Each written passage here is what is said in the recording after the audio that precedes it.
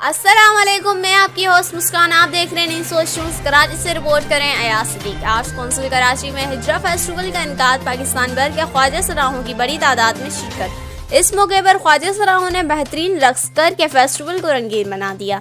Festival में मुख्तलिफ खाने पीने के और खूबसूरत ज्वेलरी स्टॉल्स लगाए गए थे। ख्वाजा सराहों ने फेस्टिवल के दौरान फलस्तीन के मुसलमानों पर ढाए जाने वाले मजालिम के खिलाफ नारेबाजी की गई। हम छीन के लेंगे, हम छीन के लेंगे।